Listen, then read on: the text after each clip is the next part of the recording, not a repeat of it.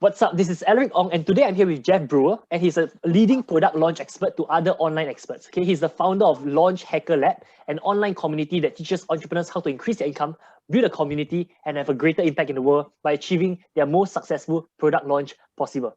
Dozens of entrepreneurs, ranging from beginners to experts in all different industries, have used his launch systems to implement multi-six-figure, seven-figure, and even multi-seven-figure product launches in less than 5 days. If anyone is looking to take your experience and expertise and launch into a digital course, he's excited to add as much value and answers any questions he has, any questions you have. So welcome to the show, Jeff. Hey, thank you so much for having me. I'm super excited. So maybe let's start off with, maybe you can share your entrepreneurship journey. How do you get to where you are today? And then we'll just go from there. Yeah, sure. So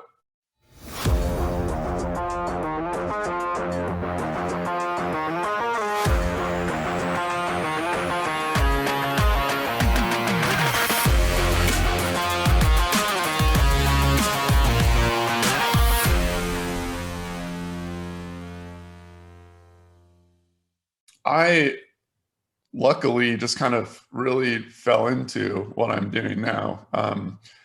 I went to University of Arizona for finance, and I found myself in a really cool position. I was really interested in global business, so I did a global business minor studying private equity, and I did a study abroad program in Shanghai.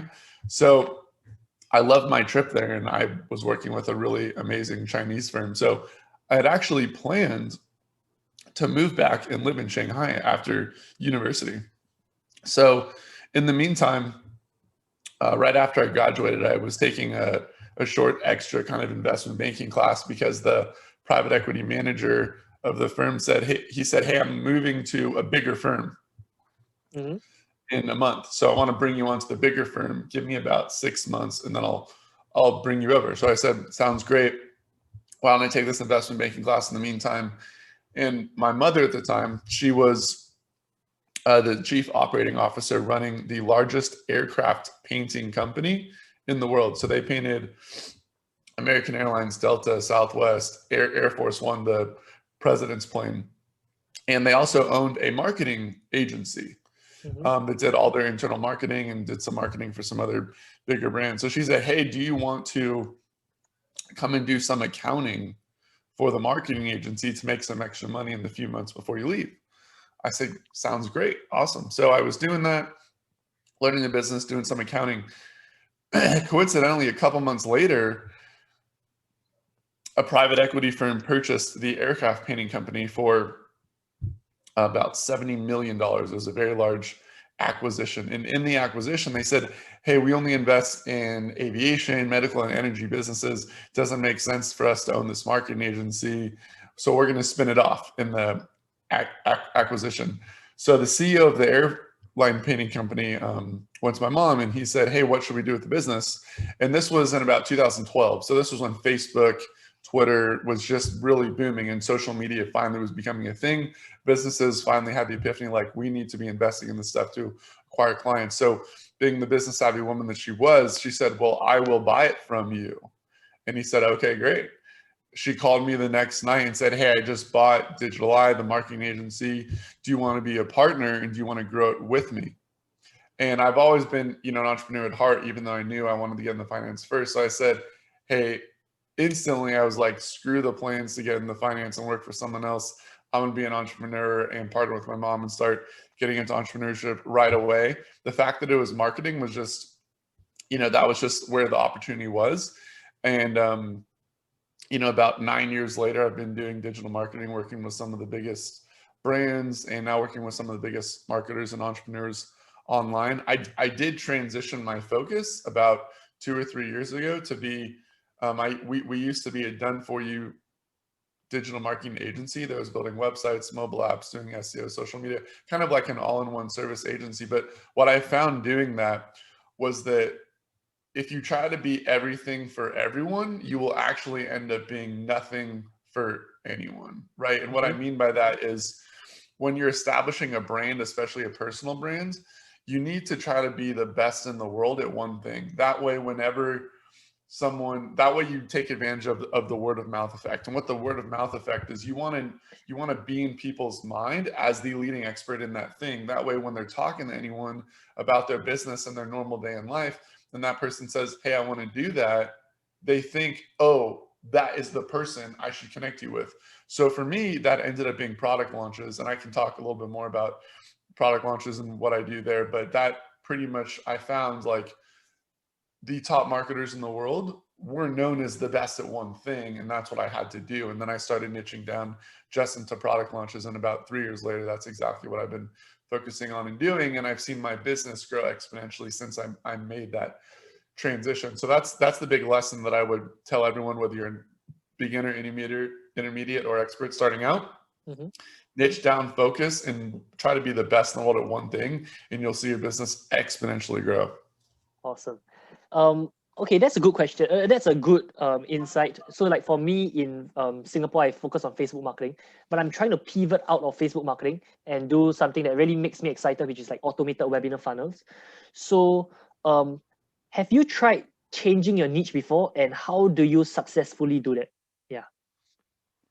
So I actually had never tried niching down before until this, but what I found was the first time that I did it, trying to niche down and become the product launch expert to other experts and marketers online, that it was so successful because, like I said, it's a niche. So I'm in some of the top marketing mastermind and online group coaching programs in the world with Russell Brunson, the CEO of ClickFunnels, Jeff Walker, the CEO of the Product Launch Formula, the founder of the Product Launch Formula, and then Joel Bauer, I'm in his mastermind as well. He's a top closer presenter. He's really big in Asia too, as I'm sure you know. And he trained Tony Robbins, Russell Brunson, Jordan Belfort, Peng Joon as well as a close friend.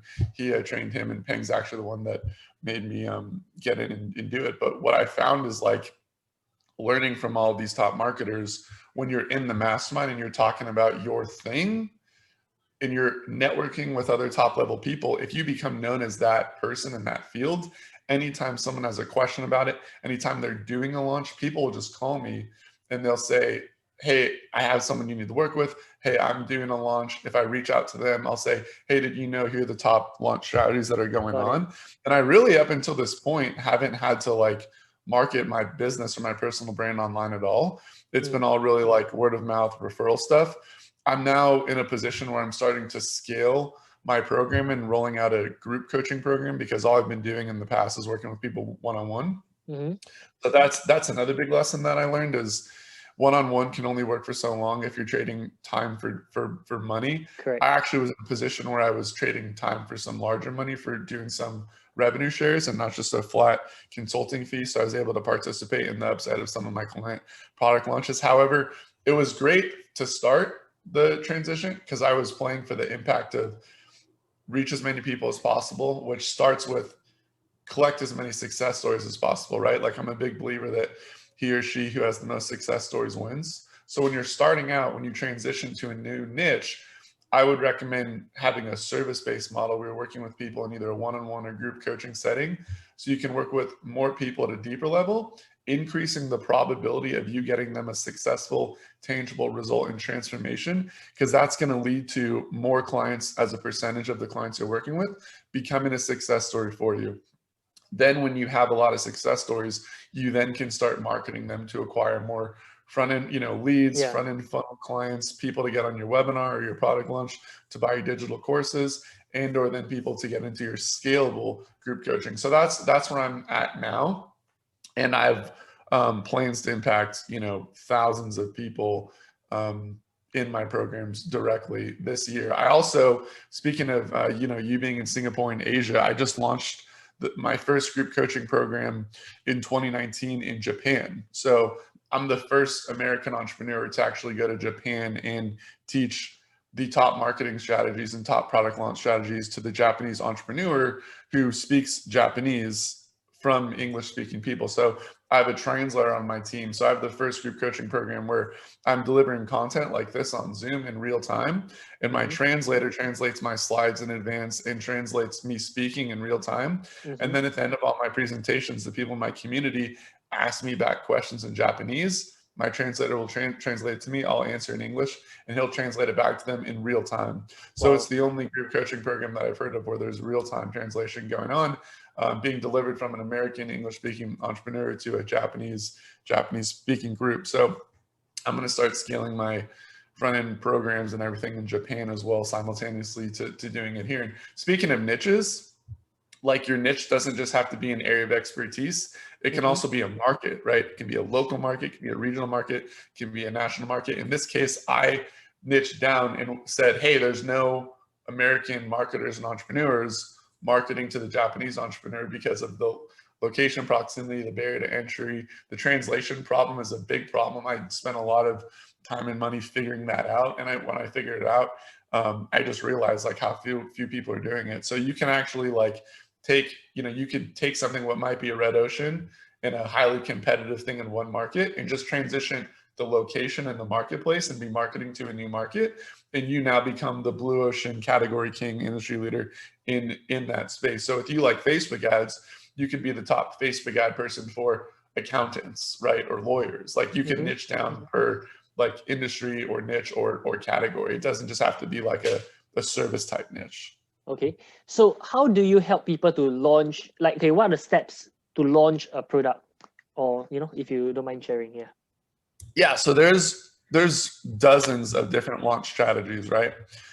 What I found is what really led me to where I'm now is when I joined my mentor, Russell Brunson's mastermind, he created this huge movement that grew his company, ClickFunnels, which is the largest self-funded, fastest growing software SaaS business in the world. In less than 6 years, they've gone to like almost 120,000 recurring monthly paying customers. Okay. And he did it on the movement of this concept called funnel hacking, right? So not copying other businesses' funnel, but going into their funnel, buying their products, screenshotting their landing pages, studying the psychology and the placement of their funnel, and then reverse engineering that in your business and taking the strategy of what works, reverse engineering it and making it work in your business as well. So upon doing that, I said, wow, this is an amazing movement and a very genius concept, but why does this concept of funnel hacking have to stop with funnels,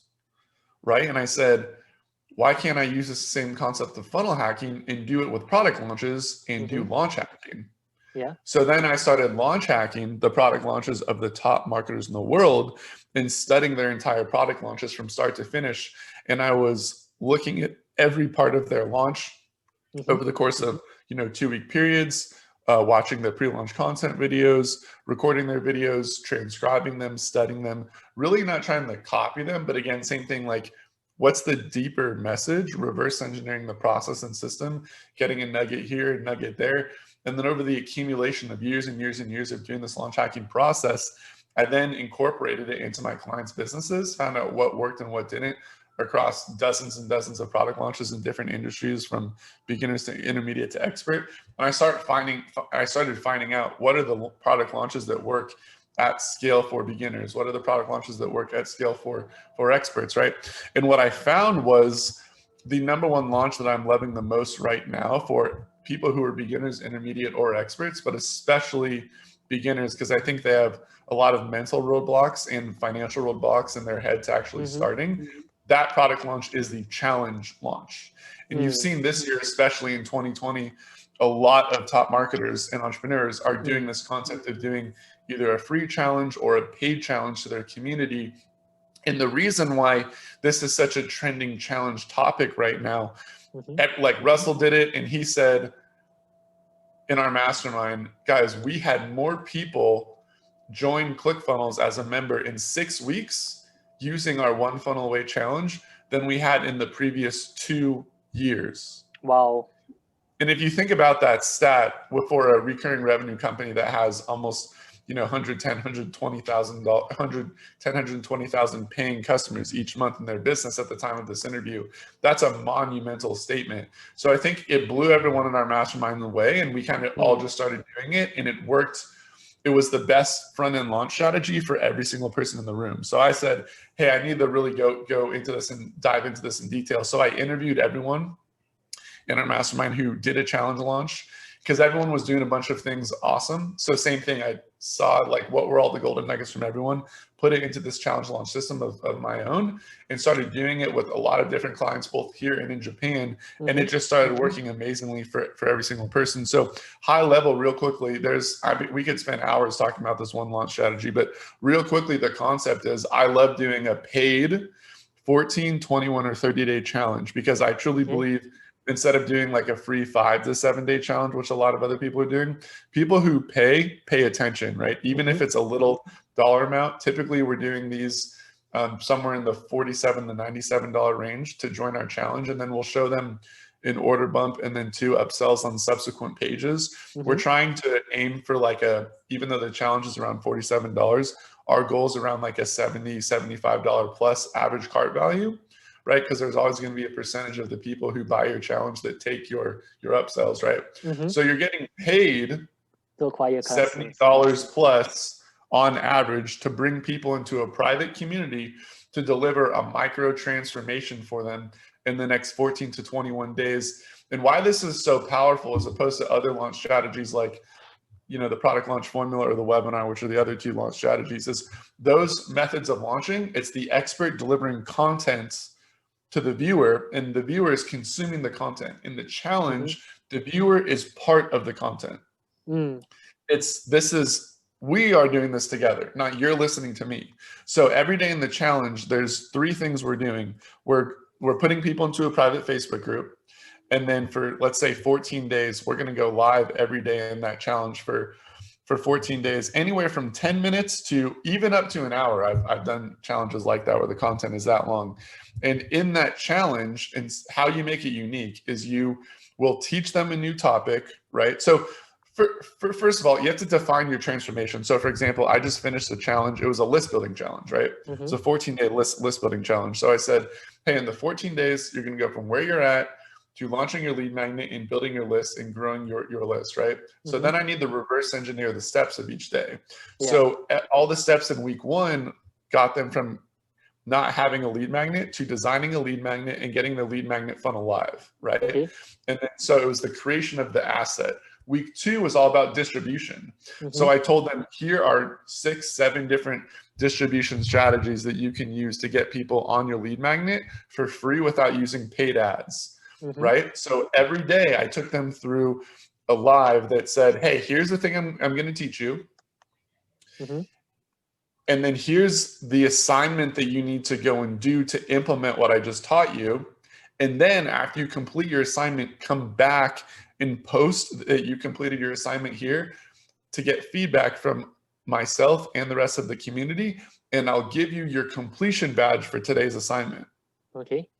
Right? So do you see how that's different between me just teaching? So now it's an activity, right? They're participating. They're doing assignments every day. And I'm gamifying the process by rewarding them with badges, which psychologically and fundamentally incentivizes them to keep going, because now they're in momentum.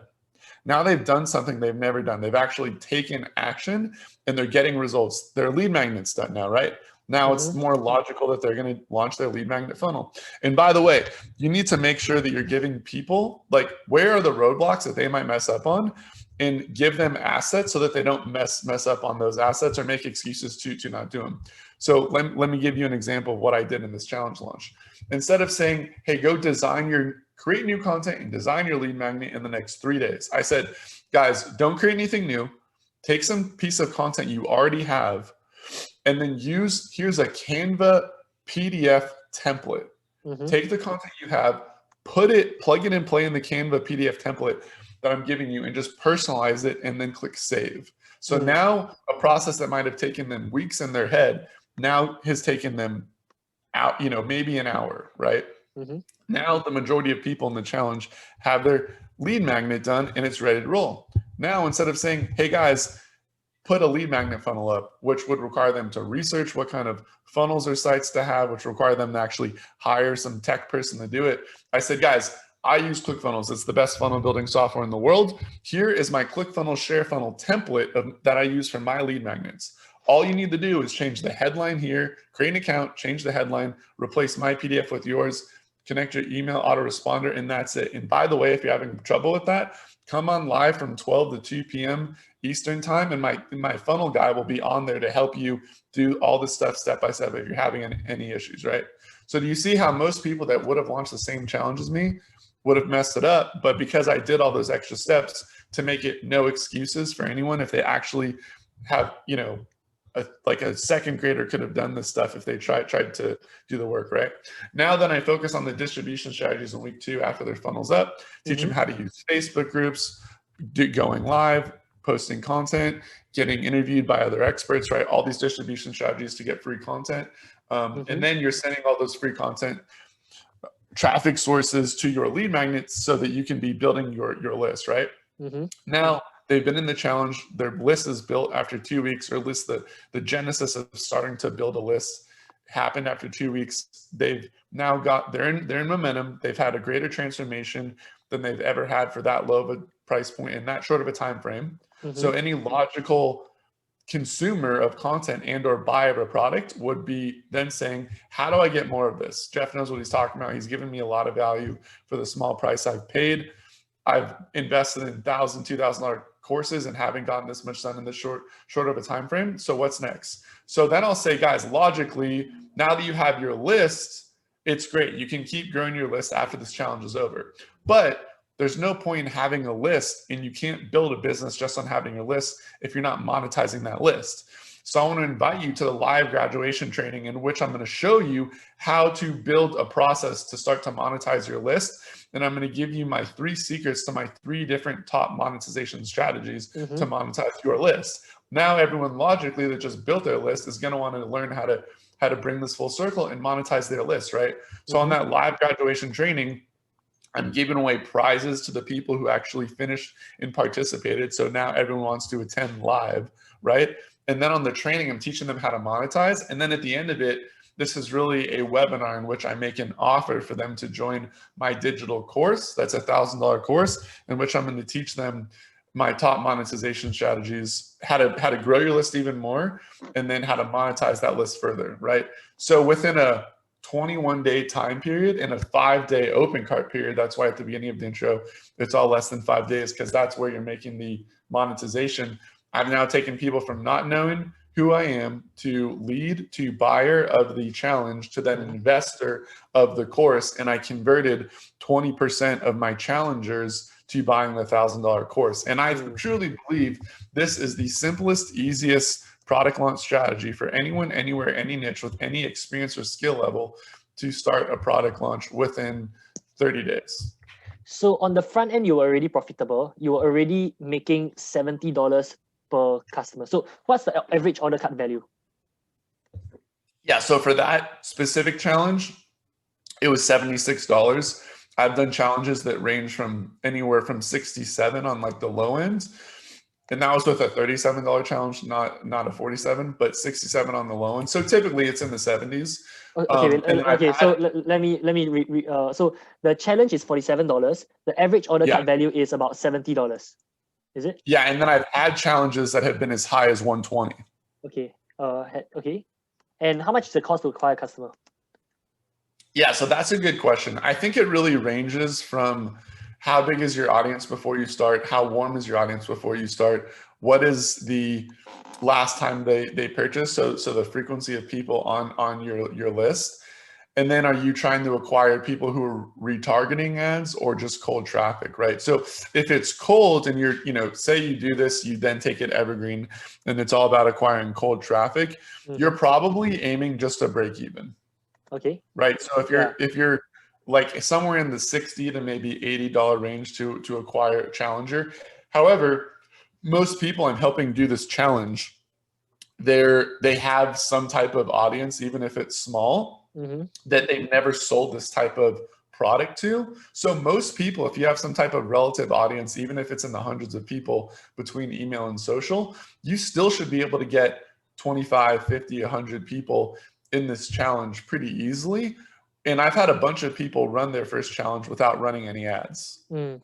So the profit margin is significantly higher. However, one of the big strategies of why I love the challenge launch is because instead of just doing one big launch or two big launches a year, you can do the challenge launch once or twice live, take the recordings, and then just start new Facebook groups and do a new challenge every month completely on autopilot, having like a customer support person or a project manager posting the videos and answering the questions. And then you can just come on maybe once a week, twice a week to do a live Q&A, and then do the webinar live training at the end live. I see. That's amazing. Okay. So so your main clients are people who are experts and they are course creators. Does this work for high ticket coaching offers as well?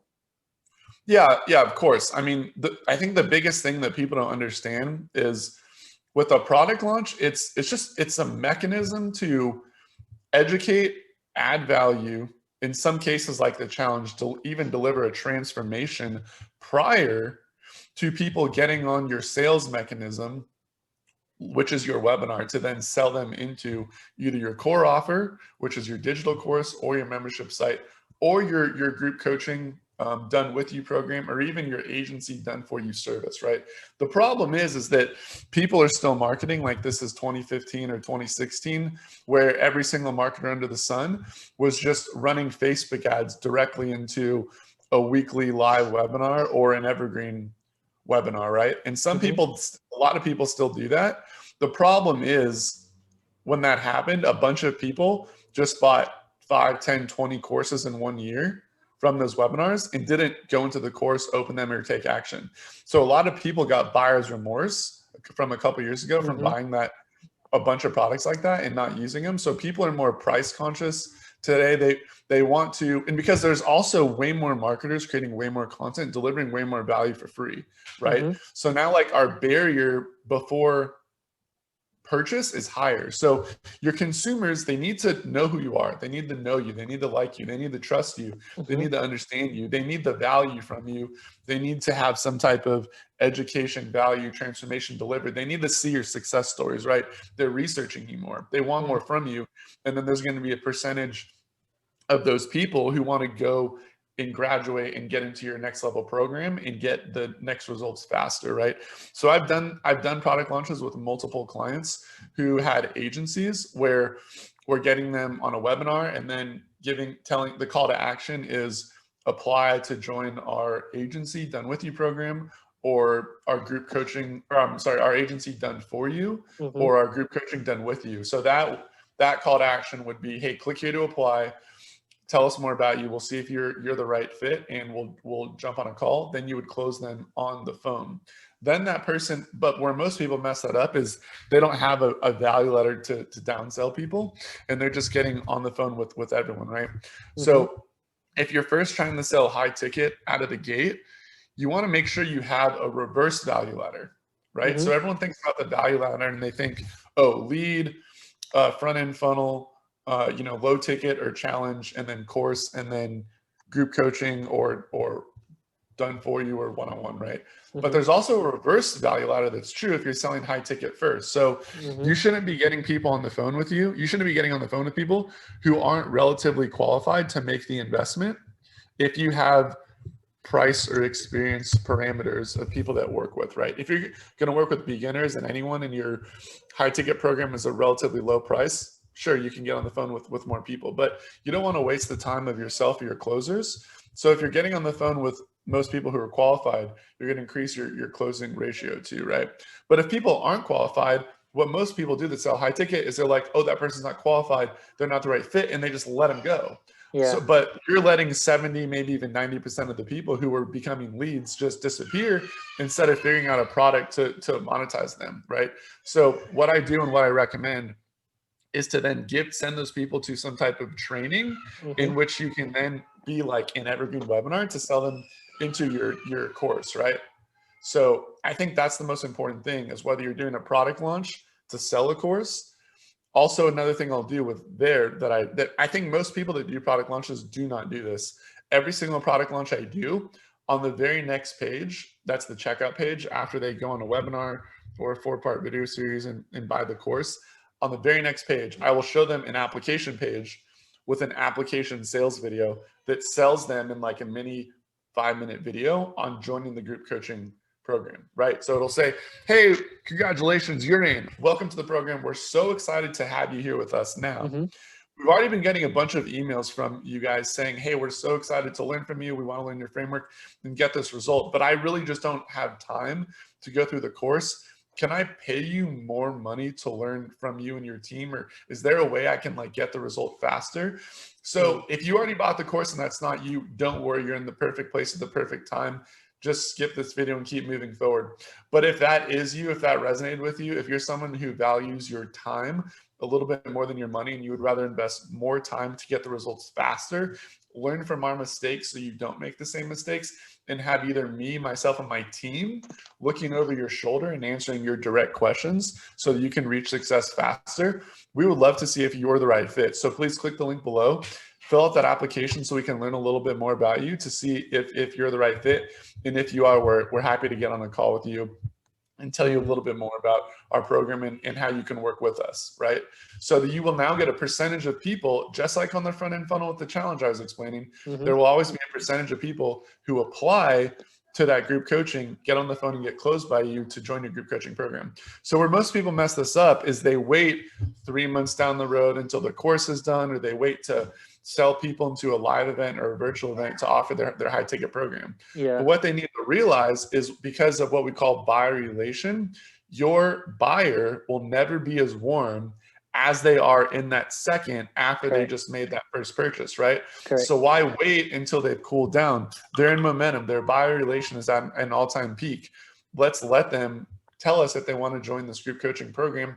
And also by no way discouraging the people who just bought the do-it-yourself course feel like they're not getting the best thing. It's just for people who have a different level of desire to get that result. So an example of when I did this was I helped a top Amazon Merch by Amazon expert, Chris Green, launch a course. He launched a $600 course. And on the end of that, on the next page in that checkout sequence and that product launch, we allowed people 2 options, one of which was to get our software and our membership for 12 months for the price of 6.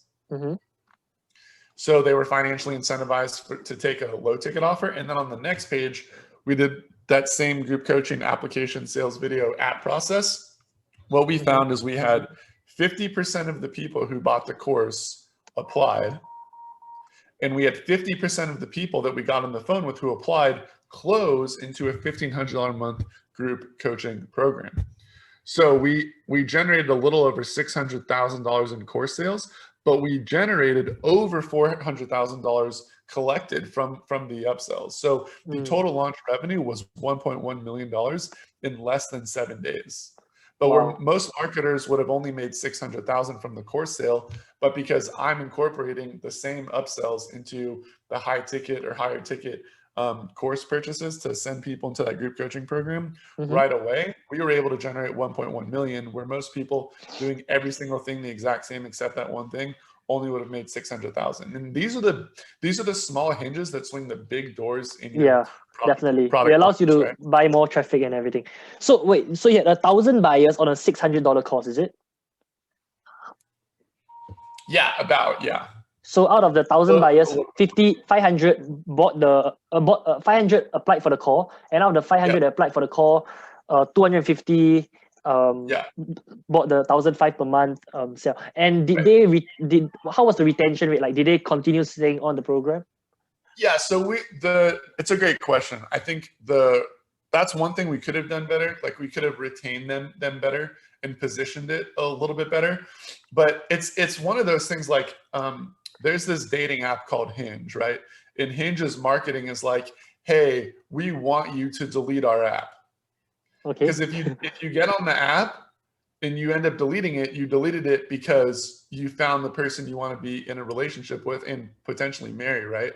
Yeah. So I think what we found actually is that we had the same thing in our group coaching for this specific client. We had a bunch of people come in, stay for 1, 2, 3 months, and they learned that process and system so well, they're like, all right, I got it, I'm good.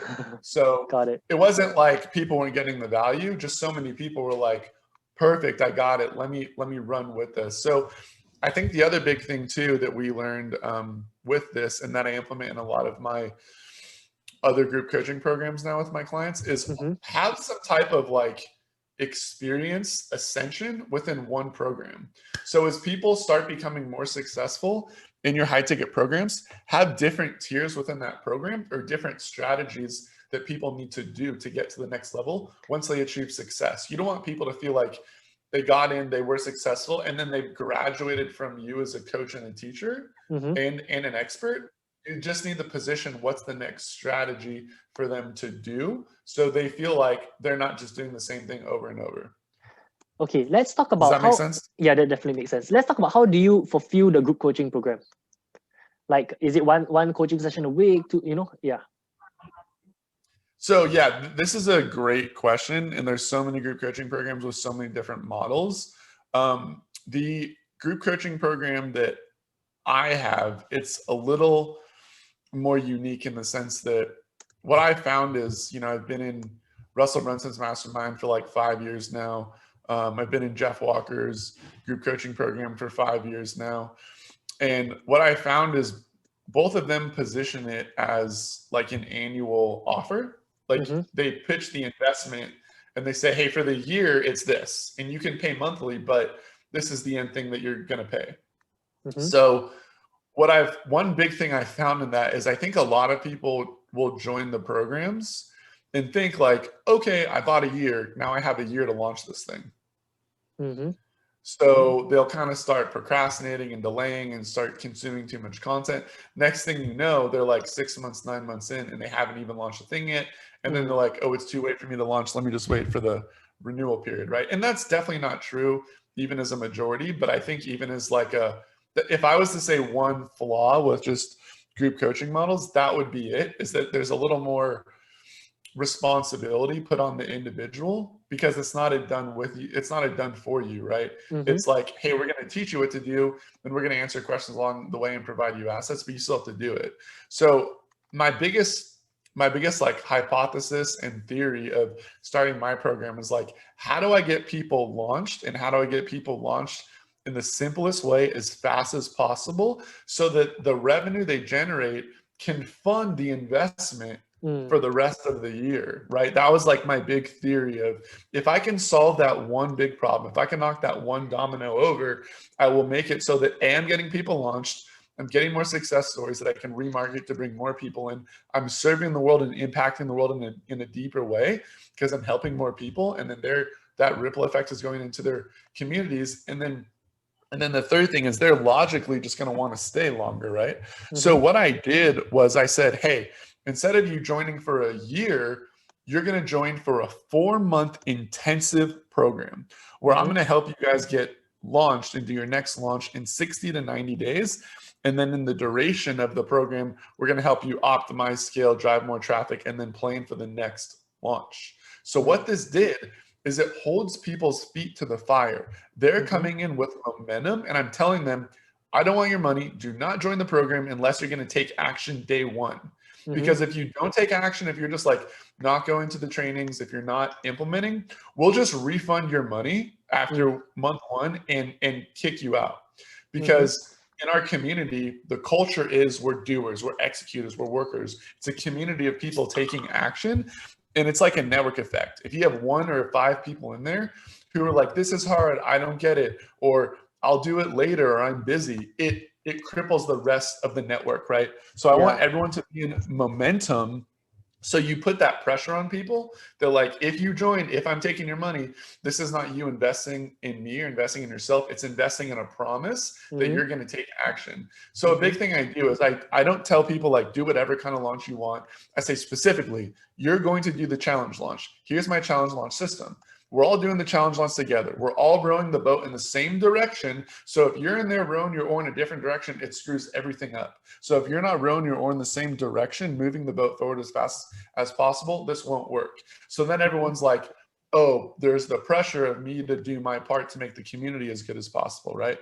So a big thing is I give people my system, my framework to do the challenge launch, and I give them the same thing, like the things that they need to get launched. So I'm giving them Mad Lib style scripts. I'm giving them swipe files. I'm giving them share funnels. And the big thing I did first is this, hey, here's a list of things you need to complete, and I'll do you one better. If you upload everything into this Google Drive folder that I need you to complete, me and my team will get your challenge launch funnel for you. We'll get your challenge launch funnel live for you. So I even implemented a done for you element in their first launch. Okay. So when I did this, it made way more people as a percentage of the group take action to get it done. Because I said, if you want me to do this, you have to submit everything to me by a deadline of the time you got in.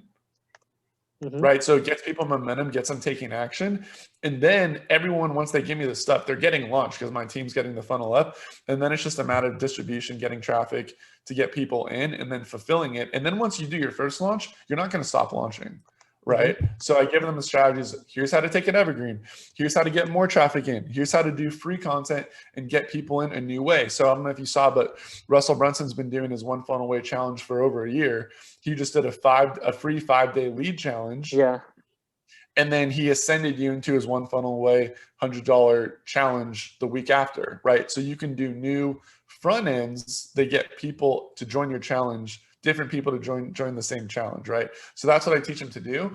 And then my big launch for more of the expert level entrepreneur that I would have them do next is it's a hybrid of the product, Jeff Walker's product launch formula launch with the 3-part video series. Yeah. But I would tell them to replace the 4th sales video with a webinar. So that's kind of the hybrid launch model that I do for my bigger clients. So back to what I was saying, there needs to be that, here's the next thing. It never stops. It's just you're giving them more things to do to scale what they're doing.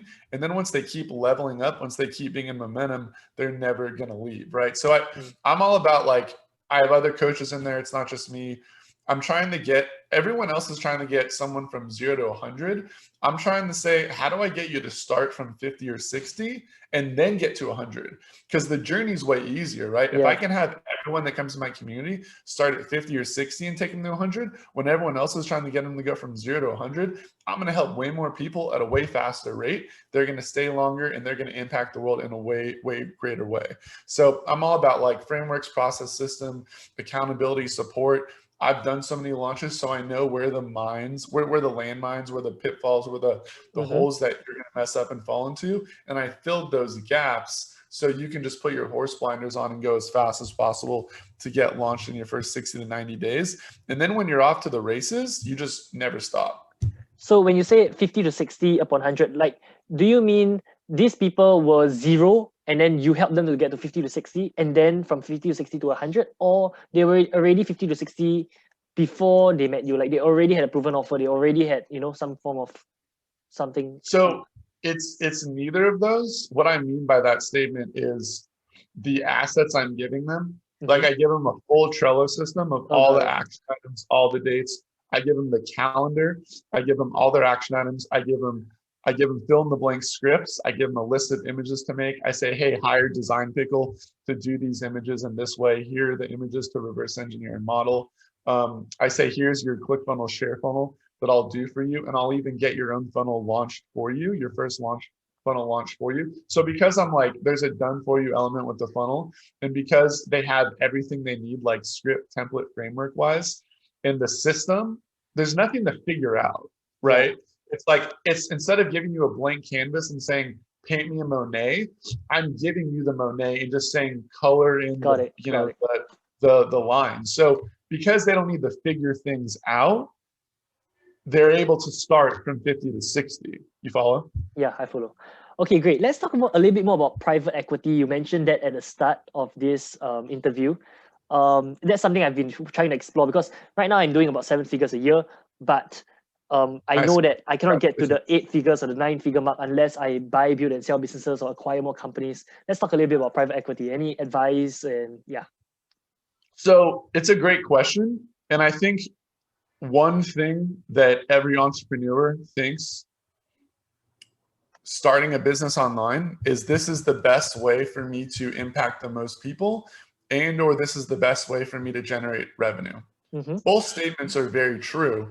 However, what the multi-7-figure, 8-figure, multi-8-figure, and even 9-figure entrepreneurs are thinking is, how do I create a business that has valuation, right? And what you'll find is most online businesses that are built around a personal brand, right? Like Jeff's face in front of the camera. I can't sell that business. There's no real valuation in a business that's based off of me selling front-end products, courses, and group coaching that are all tied to me. Like, yes, some people might be able to find ways to replace themselves in like a scalable group coaching program if you have enough like processes, systems, recurring revenue, and coaches, and just put another face there. However, the valuation of that business, it's never going to be more than like 2, 3, 4 times EBITDA, right? So if you're growing a real business and if you're a smart entrepreneur, you're thinking about valuation out of the gate.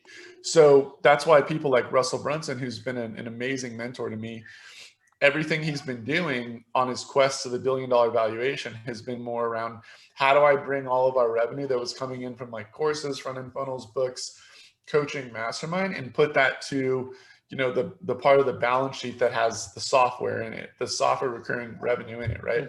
Because the software EBITDA is in the, you know, 8, 10, 15, 20.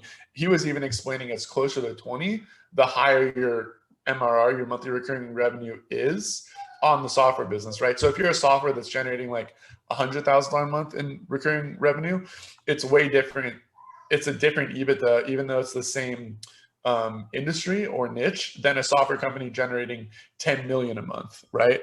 So, but still, regardless, both EBITDAs are way higher than like a course or coaching business. So with that said, you need to be looking at this in a few ways. A, how do I build a business out of the gate that can have a greater valuation multiple? But B, if you're starting out and you just want to have an online business the way most of us do, and you're just trying to help people and generate revenue so you can help more people, the biggest thing I'd recommend is to don't make, you know, 6 figures, multi 6 figures, 7 figures, and start pulling that money out of the business to pay yourself and increase your lifestyle. Keep that money in and invest as much back into the business to grow your team. Invest as much money back into the business to pay for ads, to get more attention for more people to see you. That's the biggest difference between people I see that are making multi 6 figures and multi 7 figures. It's just attention. It's just audience size. The people that have multi 7 figures have had more people see their offers, and they're charging higher prices. That's really the only difference. So if you can increase your prices for like your group coaching or, you know, or done for you service, and if you can get more people to come into your front end, it's a lot easier to get to that 7-figure, multi 7-figure level. Then when you have that revenue coming in, the real ways that you can start monetizing that business are start creating a complementary software that complements the product and information, the digital product and information side of your business. So you can start getting people in that monthly recurring revenue software model to get that larger valuation later. Number 2, it's start taking some money off the table out of your what you're paying yourself and reinvest it into other diversified passive income assets, right? So you can start investing into like real estate, you know, where you're getting where you're investing in, you know, single family homes where people are paying you rental incomes, or, you know, small apartment buildings where you can get 4, 6, 8, 15, 20 people paying you monthly, you know, revenue for their rent every month. That's, you know, another way. Or it's, you know, taking it and investing in other businesses, right? So complementary businesses to yours to help yours grow more, and or other people, potentially even like clients that are in your, you know, your community. So I found it's either build a software that ties in with your information and digital product business, invest it into other recurring passive income assets, or have some type of private equity, your own fund element. A lot of people are starting their own funds. So you see in the digital space, there's people like Ty Lopez, who's now becoming like a huge M&A guy, just bought like Pier 1, and some other like really, really big brands. I think that's where you're seeing a lot of people go, is take the money in the online business and then invest in other businesses and help them grow. And there's even people like Gary Vee who said, the only reason I built VaynerMedia to be one of the biggest agencies is so I could use it as my media conglomerate and Death Star, so that once I buy a previously, Fortune 500 or Fortune 1000 brand, I can use the media company to grow that brand and then flip it, buy it for $1 billion and flip it for 6, right? So that's like, I think where a lot of people are going now is, how do I take the asset and the community I've leveraged and then use that to grow the brands I'm investing in? And that's the way I think those are the best ways to create longer term wealth outside of just getting the revenue that's coming in from that online business. So let's say for the M&A side, okay, I know we got not much time left, but okay, let's say for the M&A side, who do you sell the companies to after you build it? I mean, there's so many businesses there's so many private equity companies looking for businesses to invest in, especially in the online space now. I think now more than ever, even though COVID, could potentially go away and everything will open up again, there's been industries that have fundamentally changed forever, right? A la the online space, a la the live event space. I think a lot of these companies that have been doing things one way for decades and decades are now saying like, wow, we can actually save tens of thousands, hundreds of thousands, millions of dollars from having our employees work remote. We can save that much money doing virtual events instead of live events, right? So there's so many industries that are like fundamentally going to change forever. And all of that alludes to everyone's epiphany that, hey, I can have an online business. Hey, I can consume more content online. Hey, I can create more content online. So there's so many companies that have been, investing in more like traditional brick and mortar businesses that are like, hey, that is so much riskier now in 2021 moving forward, because if something like this pandemic happens again and 23% of the United States goes on unemployment, yet at the same time when the media is making it seem like the world is over and 25% of the country is unemployed, every online business owner is saying, I'm having my best year ever. Right? So it's like, if you're looking at the trends of where you want to be in the next 5-10 years, the online business space is definitely where it's at. And I think there's a lot of people who, like I said, have figured something out. They have an offer, but they can't make it grow without like some more capital. So there's plenty of people who will give you like loans or investment for equity in your business to either advise you and or give you capital to scale either a physical or a digital product business's high converting offer. So let me give you an example. If you have a physical product business, if you are making a bunch of sales, you're killing it, your customers love you, you can't fulfill orders fast enough, you can easily approach investors and say, hey, I'm backlogged, inventory is out, I need financing to order greater inventory levels than I can use my cash on hand.